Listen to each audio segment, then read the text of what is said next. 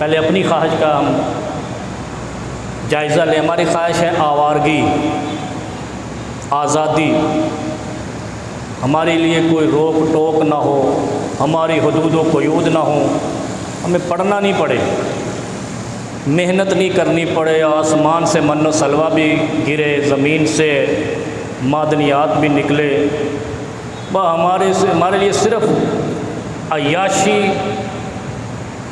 اور عیاشی، یہ ہماری سوچ ہے۔ اور یہ خاص طور پہ، یار یہ چیخ کیوں آ رہی ہے، خاص طور پہ یہ سوچ بر صغیر کے لوگوں میں ہے، صرف مسلمانوں میں نہیں، مسلمانوں نے یہاں پہ یہ سوچ کافروں سے لی ہے، اور کافروں نے یہ سوچ ہمیں دی ہے مغلیہ حکمرانوں سے۔ مغلیہ حکمرانوں نے کیوں یہ ایسا کیا؟ کیونکہ اللہ کا وعدہ ہے، ذرا تاریخ پہ نظر دورائیں نا، اللہ کا وعدہ ہے کہ جو زمین پر اللہ کے حکم کو نافذ کرے گا، اللہ اس پر برکات کی ان لمیٹڈ بارش کرے گا۔ یعنی انسان کو اندازہ بھی نہیں ہوگا کہ کہاں سے من حیث لا یحتسب، یار میں نے تو یہ کام کیا نہیں، یہ کیسے مل گیا، اتنا مال کیسے آ گیا، اتنا کام تو نہیں کیا، صبح 11 بجے اٹھتا ہوں، شام کو 5 بجے آ جاتا ہوں، اتنا مال آ گیا ہے۔ جب یہ سوچ انسان میں آتی ہے، وہیں سے بریک تھرو ہوتا ہے، اور وہ بریک تھرو انسان کو واپسی کا راستہ دکھاتا ہے۔ مغلیہ حکمرانوں نے یہاں پر، اس سے پہلے سلجوق وغیرہ جو بھی جتنے آئے بر صغیر پہ، انہوں نے قانون نافذ کیے، محنتیں کی، اور اللہ کے قانون کو پامال نہیں کیا۔ اللہ نے یہاں پہ ان کو متمکن کیا، اقتدار دیا، پوری قوت سے دیا۔ جب آ گیا نا مال بے تحاشا، اور قوت اور اختیار اور سلطنت عظیم، تو ساتھ ہی عظیم تکبر بھی آ گیا، غرور بھی آ گیا۔ اب ہمارے مال کو زوال نہیں ہے، یہ سوچ آ گئی۔ اس سوچ نے پھر کیا نتیجہ نکالا؟ وہ سارے اسٹوڈنٹس جو تعلیم حاصل کرتے ہیں ان کے سامنے ہے کہ جو ذلت مغلیہ حکمرانی کے آخری ادوار کو ملی، وہ تاریخ میں پہلے کسی کو نہیں ملی۔ خلفائے عباسیہ مستنصر باللہ، ہارون رشید، مامون رشید اینڈ کمپنی، جو ایک خلافت تھی، ان کا انجام بھی برا ہوا، مغلوں کا بھی برا ہوا۔ اب ہم پریشان ہیں، بیٹھ جاؤ، اب ہم پریشان ہیں کہ یار مسلمان جب اقتدار میں آتے ہیں، اخیر کتے کی موت مرتے ہیں، ایسے ہی کہا جائے نا عام لفظوں میں، بے حیائی کی موت مرتے ہیں، ذلت کی موت مرتے ہیں۔ یہ کیا ماجرا ہے؟ ہم تو مسلمان ہیں یار، مسلمانوں کے ساتھ ایسا کیوں ہے؟ کافروں کے ساتھ ایسا کیوں نہیں ہوتا؟ تو کافروں کی تو پائیداری کہیں ہے ہی نہیں، کافروں کا جو یہ نظام ہے ہی نہیں، کافروں کا تو یہ طریقہ کار ہے ہی نہیں۔ ان کا طریقہ کار صرف زمین کی سطح کے اوپر ہے، آسمان کے نیچے نیچے ہے۔ نہ وہ آسمان کے اوپر والے کو مانتے ہیں، نہ زمین کے نیچے والے کو مانتے ہیں۔ وہ اچھی موت مریں یا بری موت مریں، وہ ذلیل ہو کے مریں یا عزت سے مریں، ان کے ہاں یہ عزت اور غیرت کنسیپٹ ہی نہیں ہے، تاثر ہی نہیں ہے کہ عزت بھی کوئی چیز ہوتی ہے، غیرت بھی کوئی چیز ہوتی ہے۔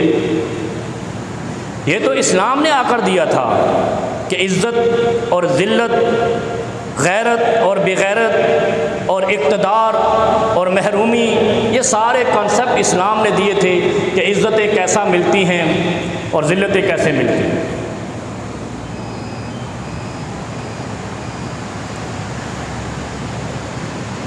ان دونوں کے اقتدار کے یا چیخ آ رہی ہے نا، اس کی تھوڑی آواز کم کرو، اس کی اوپر والے نہیں، آ جاؤ آ جاؤ، اس کی آواز تھوڑی سی کم کرو۔ ان دونوں کے اقتدار کی انتہا ذلت آمیز کیوں ہوئی؟ بس یہ نقطہ سمجھ آ گیا، یہ آج سمجھ آ جائے گا۔ اور یہ آج سمجھ آ گئی تو میں نے کیا کہا شروع میں، یہ عجیب سی آیت ہے، ہمیں یہ پیغام نہیں ملنا چاہیے تھا لیکن ملا ہے، اب عمل تو کرنا ہے۔ کیوں؟ اس لیے کہ سگنل توڑنے پہ مقدمہ تو بنتا ہے نا، قانون توڑنے پہ مقدمہ تو بنتا ہے، کیونکہ ہم اس ملک میں رہ رہے ہیں، اور اگر ہم یہاں نہیں رہتے تو قانون توڑنے پہ شاید مقدمہ نہ بنتا۔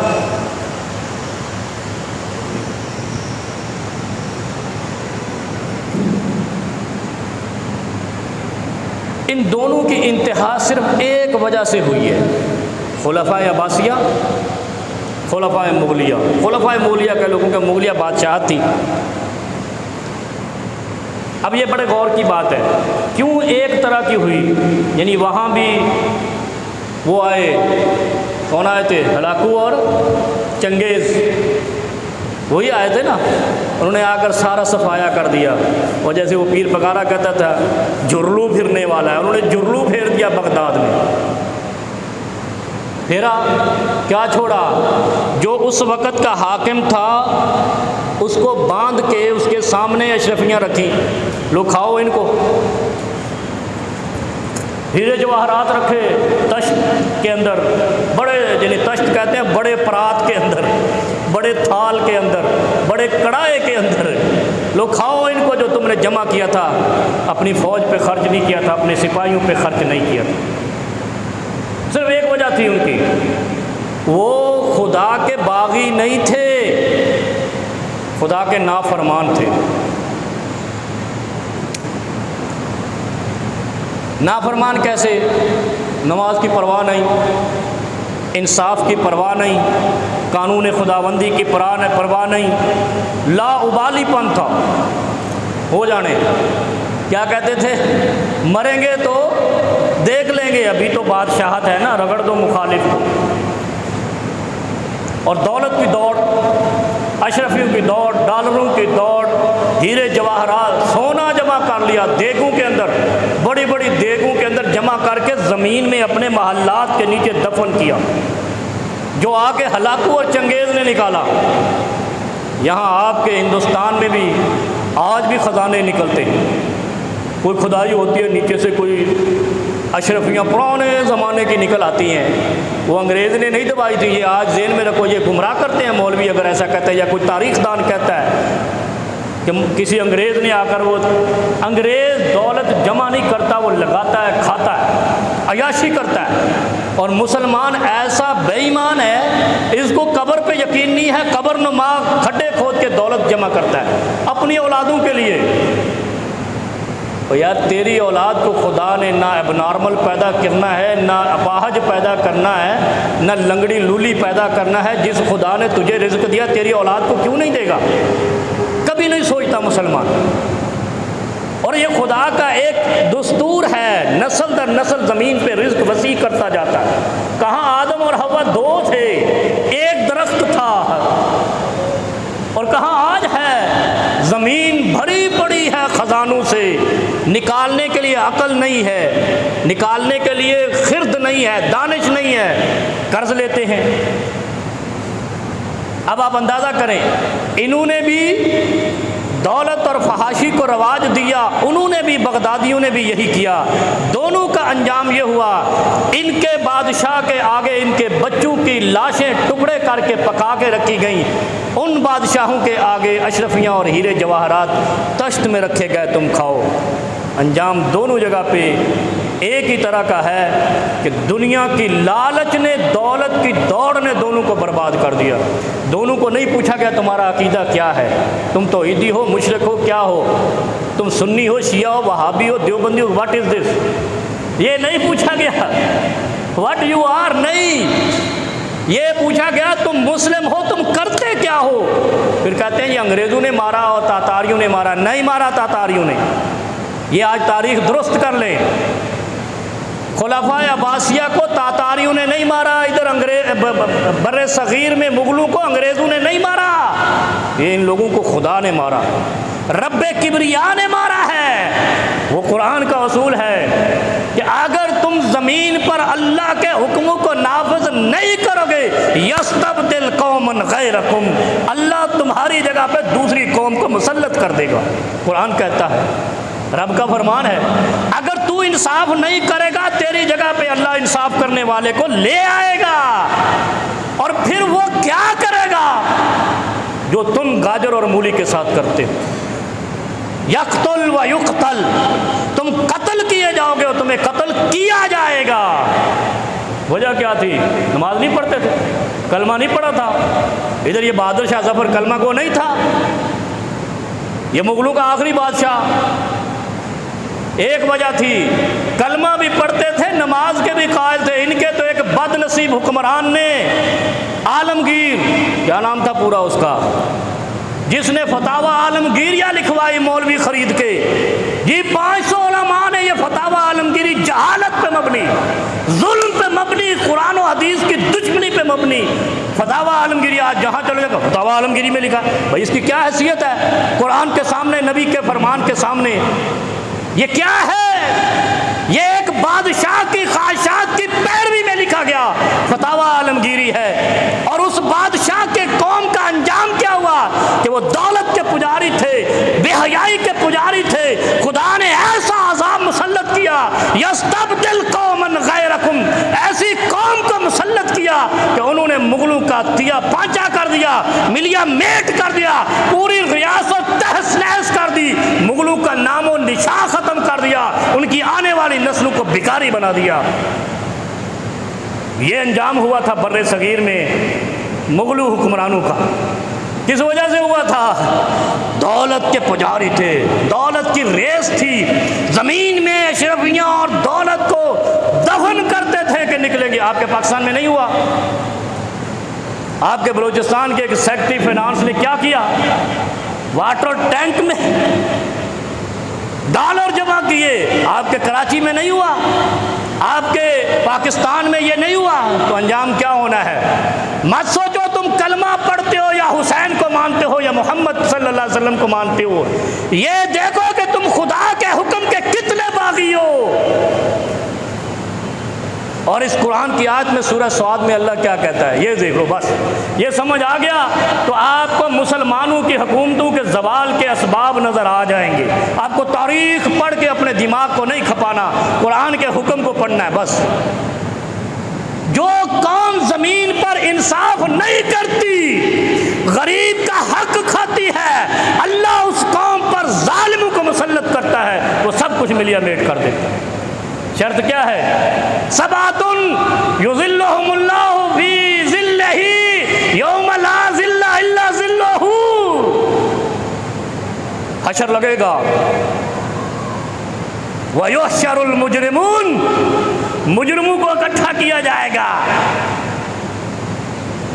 مومنوں کو بھی اکٹھا کیا جائے گا، کلمہ گو مسلمانوں کو بھی اکٹھا کیا جائے گا، کلمے کے منکروں کو بھی اکٹھا کیا جائے گا، دولت اور ڈالر کے پجاریوں کو بھی اکٹھا کیا جائے گا، دین کی حدوں کو پامال کرنے والوں کو بھی اکٹھا کیا جائے گا۔ پھر کیا ہوگا؟ جب سارے حشر کے میدان میں قطار اندر قطار کھڑے ہوں گے، یہ ظالموں کی لائن ہے، یہ فراڈیوں کی لائن ہے، یہ سود خوروں کی لائن ہے، یہ راشیوں کی لائن ہے، یہ قاتلوں کی لائن ہے، یہ باغیوں کی لائن ہے، یہ ناانصافی کرنے والوں کی لائن ہے۔ سارے لائن میں کھڑے ہوں گے، یہ تھوڑے سے کھڑے ہوں گے جو توحید والے ہوں گے اور ایمان والے، انصاف والے ہوں گے۔ اللہ رب العالمین ان ساری لائنوں میں سے اپنے حشر کا سایہ کس کو دے گا؟ کبھی نہیں سوچا ہم نے۔ جس دن یہ سوچ لیا، اصل میں ہم تاریخ پڑھتے ہیں محظوظ ہونے کے لیے، قرآن پڑھتے ہیں وہ کیا 10 نیکیاں لینے کے لیے، 1 ارب پڑھیں گے 10 نیکیاں ملیں گی، بس ادھر ہمیں مولویوں نے لگا دیا ہے۔ تاریخ پڑھو مزے لو، قرآن پڑھو 10 درجے لو۔ او بھائی یہ قرآن اس لیے نہیں اترا ہے کہ 10 درجوں کے پیچھے لگا دیا ہے، یہ اس صورت میں ہے جب تو عمل کرے گا۔ خالی پڑھنے پہ 10 نیکیاں نہیں، پڑھنے پر عمل کرنے پہ ہیں۔ یہ ایسے اب میرے سے ہمیں لگا دیا اس طرف نا، تو سمجھنے کی ضرورت نہیں ہے، پڑھتے جاؤ۔ تو پھر طوطے کا کیا قصور ہے؟ وہ تو تم سے بڑا مومن ہونا چاہیے۔ کہتے ہیں نا طوطا بھی قرآن رٹ لیتا ہے، پڑھاتے جاؤ تو وہ بھی رٹا لگا لیتا ہے، وہ بھی بولنا شروع کر دیتا ہے۔ قرآن کو بغیر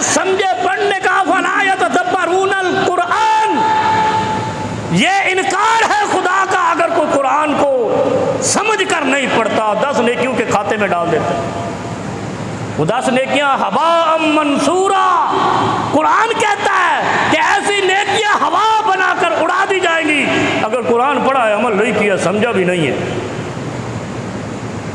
اور وہ سورہ صاد کی یہ آیت ہے، کیا فرمایا؟ کتاب انزلناہ الیک مبارک لیدبروا آیاتہ۔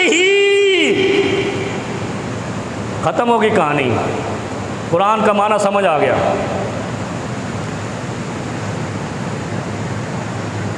اللہ کے حبیب صلی اللہ علیہ وسلم فرماتے ہیں جب کوئی لوگ یا مجمع یا افراد اکٹھے ہو کر قرآن کو پڑھنا شروع کرتے ہیں نا، اور پھر قرآن میں کیا کرتے ہیں؟ صرف قرآن پڑھتے نہیں، کیا فرمایا؟ صحیح حدیث ہے مسلم شریف کی، ترمذی کی، ابو داؤد کی، کچھ لوگ اکٹھے ہو کر قرآن پڑھنا شروع کرتے ہیں، پھر اس میں ریسرچ کرتے ہیں، ریسرچ انگلش کا لفظ ہے، پھر اس میں سے سوچتے ہیں کہ اس لفظ کا کیا معنی ہے، اس آیت میں اللہ کیا کہنا چاہتا ہے، یار اس کا معنی بتاؤ۔ سوال و جواب کرتے ہیں ایک دوسرے سے، قرآن پڑھتے ہیں۔ ہم کیا کرتے ہیں؟ ہمارے پاس کوئی نہ بیٹھے، ہم تلاوت کرنے لگے، ایسے کرتے ہیں۔ ہم اس کمرے میں جا کر قرآن پڑھتے ہیں جس کمرے میں کوئی نہ ہو، ہم اس جگہ پہ قرآن پڑھنے کی کوشش کرتے ہیں جتنے سانوں کو سنے، کوئی نہ کوئی غلط بھی پڑھیے تو خیر ہو جائے۔ قرآن کو غلط لیا ہم نے۔ وہ قرآن تو آپ کے سینے میں ہونا چاہیے تھا، سینے کے ساتھ، اندر نہیں ہے تو باہر تو لگا، ہر وقت تو دیکھ، اس میں تحقیق تو کر۔ ذالک الکتاب، کیا کہنا چاہ رہا ہے رب؟ اس طرح سوچ۔ ایاک نعبد و ایاک نستعین، کیا کہنا چاہ رہا ہے رب؟ کبھی سوچا ایسے؟ کسی شخص نے، اچھا یہ مولویوں کا کام نہیں ہے کہ وہ یہ سوچیں، انہوں نے تو پڑھا ہے باقاعدہ۔ یہ لے مین مسلم کون ہے؟ جو باقاعدہ ڈگری ہولڈر عالم نہیں ہے، اس کے لیے یہ حکم ہے کہ جو لوگ بیٹھ جائیں، اپنے آفس میں بیٹھے 4-5 تلاوت کرنے لگ گئے۔ میں ایک جگہ پہ گیا، میں اپنا واقعہ سناتا ہوں، وہ مارکیٹ کا نام بھول گیا، وہ عجیب سا نام تھا وہ پلازے کا۔ تو وہاں میں جب آفس میں گیا تو وہ صاحب جو ہے وہ قرآن پکڑ کے بیٹھے ہوئے ہیں، تو کسی کو بلایا تھا، یار تمہیں اس کا معنی آتا ہے؟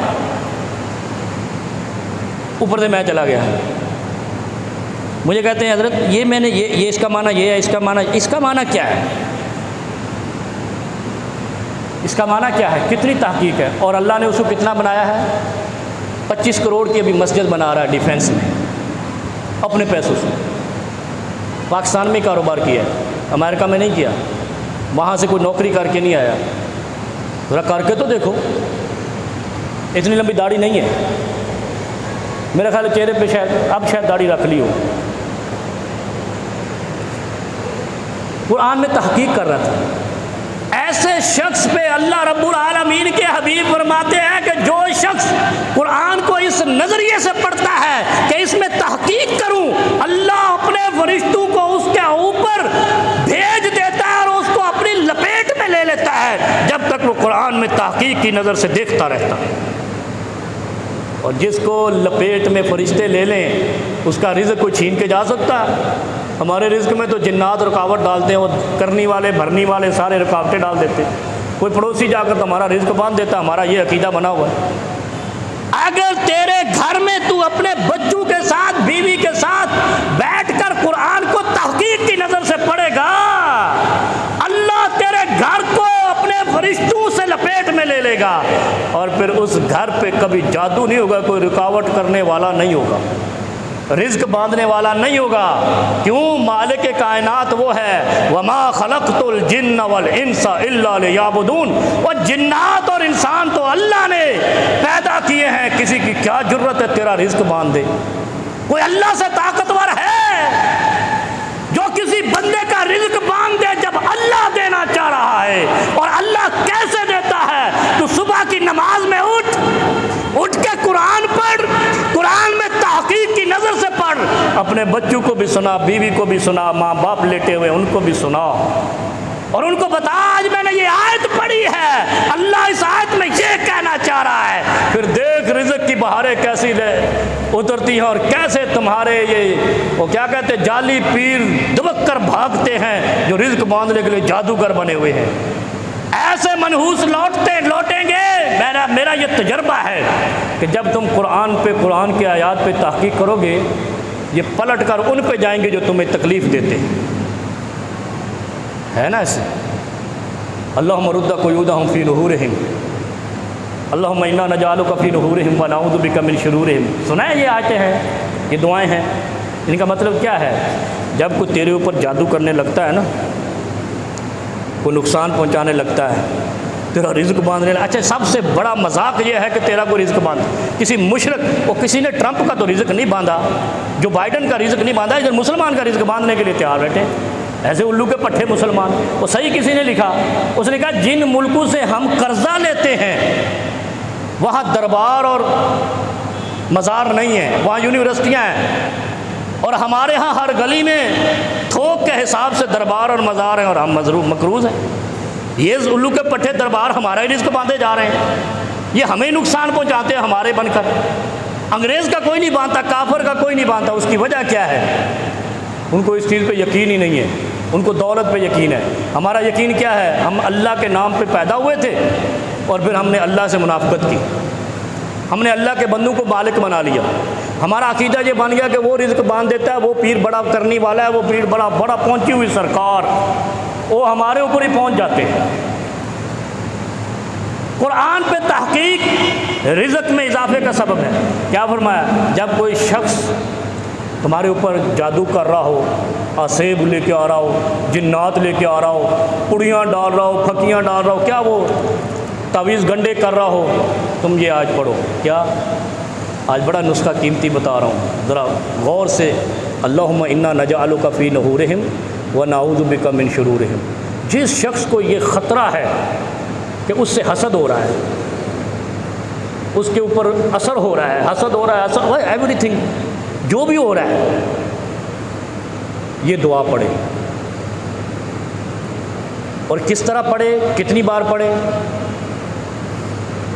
یہ پرسنل میٹنگ میں ہم اس کو انشاءاللہ یہ ایسا نسخہ بتائیں گے کہ انشاءاللہ اگر کوئی کہتا ہے نا میرے اوپر جادو ہوا ہے، 15 دن میں جادو والا لڑک جائے گا۔ ایسی مصیبت میں مبتلا ہوگا، ایسی ڈپریشن میں مبتلا ہوگا، ایسی ٹینشن اس کو آ لے گی، چاہے وہ کلمہ گو ہو، کیونکہ کلمہ گو کا کام نہیں ہے دوسرے مسلمان کو تنگ کرنا۔ یا ہے مسلمان یسرن ولا عسرن، مسلمان اس کا نام ہے جو آسانی پیدا کرے، تنگی پیدا نہ کرے، جو کسی کو تنگ کرے اس کا علاج ہم سے لے جانا۔ یہ بڑا قیمتی علاج ہے، بڑی تحقیق سے اللہ رب العالمین نے ہمیں دیا ہے، اور ہم نے کئیوں کو دیا ہے، آزمایا ہے۔ یہ آپ کا دل ہے نا، یہ بڑا دھڑکتا ہے، کیوں دھڑکتا ہے؟ ہمیں خطرہ رہتا ہے دشمن کا، خوف، انجانا خوف، وہ میرا بڑا مخالف ہے، وہ میرے اوپر جادو کر رہا ہے، وہ پتہ نہیں جنات بھیج رہا ہے، وہ پتہ نہیں کیا بھیج رہا ہے، تیرے ایسی تیسی۔ اگر تو مسلمان ہے، تیرا ایمان ہے، تو یہ ورد کر، انشاءاللہ وہ ایسا پلٹے گا کہ واپس ہی آنے کا اس کو موقع نہیں ملے گا۔ قرآن کیا کہتا ہے؟ پڑھ کے تو دیکھ، کتاب انزلناہ، اللہ کیا کہتا ہے؟ میں نے یہ کتاب نازل اس لیے نہیں کی تو تم مخاول بنا لو 10 نیکیوں کے چکر میں اس کو رٹے لگانا شروع کر۔ کتاب انزلناہ الیک مبارکن، یہ بڑی مبارک کتاب ہے جو میں نے تمہاری طرف نازل کی ہے۔ جو بھیجنے والا وہ خود کہہ رہا ہے، اور آگے کیا کہہ رہا ہے؟ لیدبروا آیاتہ، تاکہ تم اس کی آیات میں تدبر کرو، تحقیق کرو، غور کرو۔ تدبر کرنا کسے کہتے ہیں؟ سب جانتے ہوں گے، غور و فکر کرو۔ ہم غور و فکر کرتے ہیں من حیث المجموع، ہم قرآن کو غور و فکر کے لیے نہیں پڑھتے سوائے علماء کے، یہ شاید آپ کو اندازہ ہے، ہم غور و فکر کے لیے نہیں پڑھتے۔ اگر کوئی پڑھتا ہے تو وہ ہاتھ کھڑا کر دے، ہم پڑھتے ہی نہیں ہیں، غور و فکر تو دوسری بات ہے۔ جب تک مسلمان اس قرآن کو غور و فکر کی نظر سے، اچھا نہیں پڑھو یار 10 صفحے کس نے کہا آپ کو، اب 2 آیتیں پڑھو، 1 آیت پڑھو، لیکن پڑھو غور و فکر کی نظر سے۔ یہ قرآن اس لیے نہیں اترا کہ تم یہاں لگا کے گلیوں میں گھومو، اس لیے نہیں اترا کہ صبح نماز میں آؤ، اور میں نے دیکھا ادھر بابے آتے ہیں وہ کھولتے ہیں قرآن کو درمیان سے ایسے آدھا کر کے ایسے، اس کے بعد وہ ادھر سے لگاتے ہیں، ادھر سے لگاتے ہیں، ادھر سے لگاتے ہیں، ادھر چمی چٹی کرتے ہو۔ چلو میرے بھائی، یہ قرآن کا مقام رہ گیا۔ اور قرآن کیا کہتا ہے؟ اللہ کہتا ہے کہ میں نے یہ کتاب مبارک اس لیے نازل کی ہے لیدبروا آیاتی، اس کی آیتوں میں تدبر کرو، غور کرو۔ کبھی کرتے ہیں ہم غور؟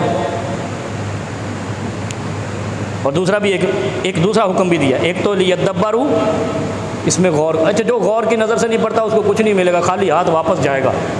یہ نہیں کہنا مولوی نے سخت جملہ ادا کر دیا، وہ تمہیں تو لگایا ہے نا ریوڑیوں پہ 10 نیکیاں، اور ریوڑیاں نہیں کل خانی پہ پڑھتے، وہ 40ویں پہ ادھر جناب لے آتے، وہ کیا وہ سفید سفید پھلکیاں، یہ اگر جو بغیر غور کے پڑھتا ہے اس کو یہی ریوڑیاں ملے گی، اور اگر کوئی غور سے پڑھتا ہے، تدبر کرتا ہے، اللہ کے فرشتے اس کو لپیٹ میں لیتے ہیں، اس پر کیے گئے اثرات کو تباہ و برباد کر دیتے ہیں، اور پھر اس کے رزق کو اللہ اٹھاتا ہے۔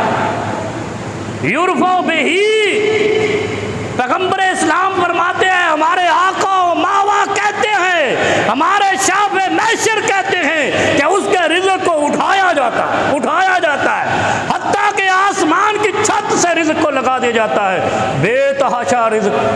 پاکستانی مسلمانوں نے غور سے قرآن پڑھنا چھوڑ دیا، آسمانوں سے رزق زمین پہ دے مارا۔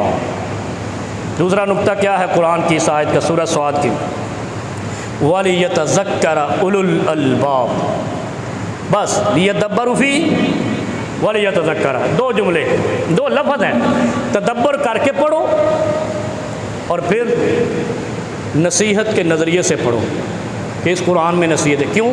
یہ مقدس قرآن آسمانوں سے نازل ہوا ہے، اگر تو اسی نظریے سے اس کو پڑھے گا کہ یہ بڑی عظمت والا ہے، اللہ تجھے بھی عظمت والا بنا دے گا۔ کیا کہتے ہیں وہ وزیر کا سیکٹری بھی بڑا گلیوں میں پھولا نہیں سماتا، ایسے ہی ہوتا ہے نا، کوئی تھانے دار کا یار ہو نا، وہ خام کا علاقے کے روب ڈالتا پھر رہا ہوتا ہے، میں تھانے دار دا ایڈیشنل ہے، میں سیکٹری ہوں، ایسے ہی ہے نا۔ تو اللہ کے بندو، جو قرآن کا سیکٹری بن گیا وہ خدا کا سیکٹری بن گیا، وہ رب اولا کا سیکٹری بن گیا، رب کبریا کا سیکٹری بن گیا، اور جو رب کبریا کا سیکریٹری بن گیا وہ سب سے عظیم ہو گیا، اس کا اللہ دنیا پر خوف بٹھا دے گا۔